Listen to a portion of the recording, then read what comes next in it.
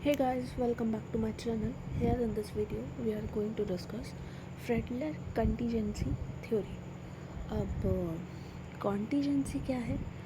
पहले मतलब समझिए कॉन्टीजेंट का मतलब होता है डिपेंडेंट, ठीक है, जो कि डिपेंडेंट है। ये जो थ्योरी है it is based on situation, ठीक है।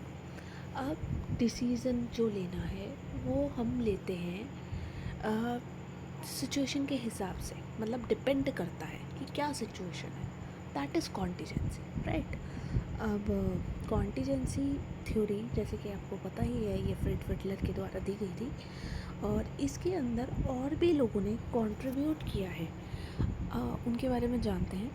पहले बर्न्स एंड स्टॉकर, इन्होंने अपने वर्क मैनेजमेंट ऑफ इनोवेशन 1968 में जो दिया था उसमें दो टाइप के वो दिए गए थे, एक organisational structure mechanistic and organic, और दूसरी कैटेगरी थी ऑफ एनवायरनमेंट जो कि स्टेबल और डायनेमिक। कितने तरीके के होते हैं, एक स्टेबल और एक डायनेमिक। डायनेमिक का मतलब होता है जो चेंजेबल होता है, जिसके अंदर वेरिएशन होता रहता है, राइट। नेक्स्ट जो मतलब एक कंट्रीब्यूटर है जिनका नाम जॉन वुडवर्ड है।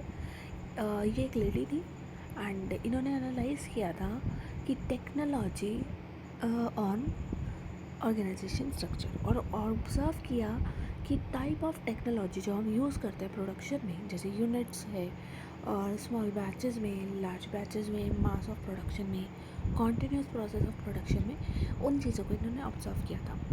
इन्होंने ये एग्जामिन किया कि how production shift directly affect the span of control, कि कैसे प्रोडक्शन शिफ्ट डायरेक्टली अफेक्ट करता है स्पैन ऑफ कंट्रोल को, use of committee, participated decision making को और अदर स्ट्रक्चर करेक्टरिस्टिक को। अब इसके एक और मेन मतलब कंट्रीब्यूटर है जिनका नाम है J.W. Lorsch and P.R. Lawrence.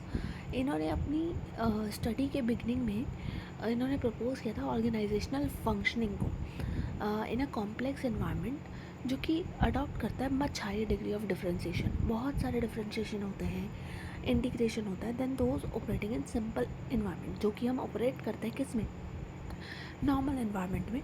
They identify as a की इशूज़। इन्होंने उस चीज़ को एक एज अ की इशूज़ आइडेंटिफाई किया था।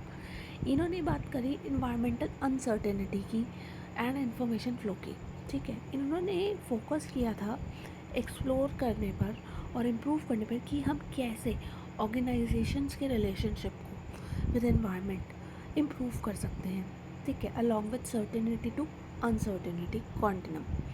अनसर्टेनिटी क्या होता है, जिसका हमें पता नहीं है, जिसके बारे में हम कुछ नहीं जानते। सर्टेनिटी होता है कि हम थोड़ा बहुत जानते हैं, राइट। अब बात करते हैं कंटीजेंसी थ्योरी की। कंटीजेंसी थ्योरी एक बिहेवियरल थ्योरी है और इसके अंदर बात की जाती है कि कोई भी एक बेस्ट तरीका नहीं है किसी भी एक चीज़ को करने का ऑर्गेनाइजेशन के अंदर, ठीक है। मतलब चाहे वो कॉपरेशन हो या कोई डिसीजन ही क्यों ना लेना हो। और जो यहाँ पर कॉन्टीजेंसी थ्योरी है वो स्टेट करती है इन एक्शंस को जो कि डिपेंडेंट है, दैट इज़ कंटीजेंट है, किसके ऊपर, इंटरनल और एक्सटर्नल फैक्टर्स के ऊपर। Thus it state there is no single theory of contingency management. ये कहता है कि कोई सिंगल थ्योरी नहीं है कंटीजेंसी मैनेजमेंट के लिए, राइट। और मतलब जैसा कि मैंने कहा, इसका मेन फोकस यही है कि no one management approach work for every organisation. कोई भी एक अप्रोच हर ऑर्गेनाइजेशन के लिए सूटेबल नहीं होती। हर ऑर्गेनाइजेशन में अलग अलग मेथड और अप्रोचेस का यूज़ किया जाता है।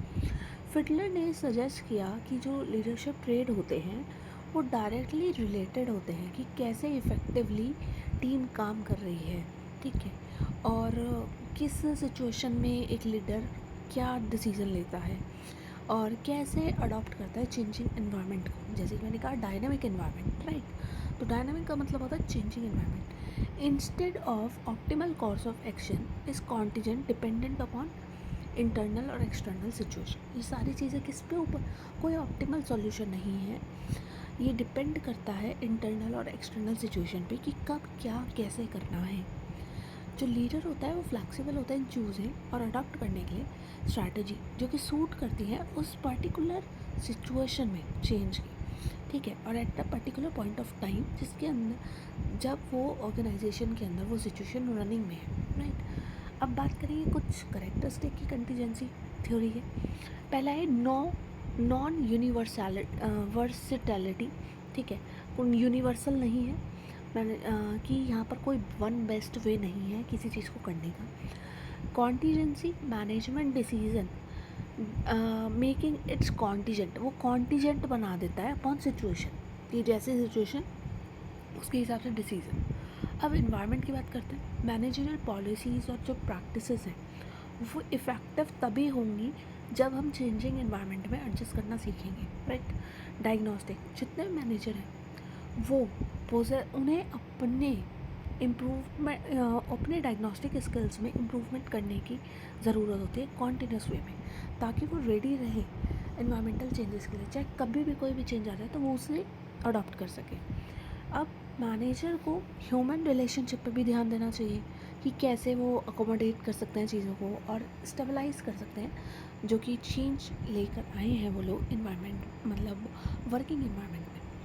अब बात करते हैं इंफॉर्मेशन कम्युनिकेशन की। यहाँ पर मैनेजर डेवलप करते हैं कम्युनिकेशन सिस्टम जो कि एडिकेट है डील करने के लिए इन्वायरमेंटल चेंजेस से, राइट। अब आते हैं एडवांटेजेस और disadvantages of contingency theory. Primary advantages, अब आपको पता है हर चीज़ के प्रॉस और कॉस्ट दोनों होते हैं, फ़ायदा और नुकसान। पहले बात करेंगे फ़ायदे की। ये प्रोवाइड करता है हमें एक रियलिस्टिक व्यू मैनेजमेंट और ऑर्गेनाइजेशन में, ठीक है। डिस्कार्ड करता है यूनिवर्सल वैलिडिटी ऑफ प्रिंसिपल, ये नहीं कहता कि एक ही तरीका है, यही तरीका हर जगह यूज़ होगा ना, वो यूनिवर्सल हो जाएगा। तो यहाँ पर कोई यूनिवर्सल तरीका नहीं होता। मैनेजर जो होते हैं वो सिचुएशन ओरिएंटेड होते हैं, नॉट स्टीरियोटाइप, और लेंड करते हैं इटसेल्फ टू इनोवेटिव, ताकि और क्रिएटिव मैनेजमेंट स्टाइल को अडॉप्ट कर सकें, राइट। अब नेगेटिव्स की बात करेंगे। It doesn't have theoretical base, इसका कोई थियोरेटिकल बेस नहीं है इस थ्योरी का।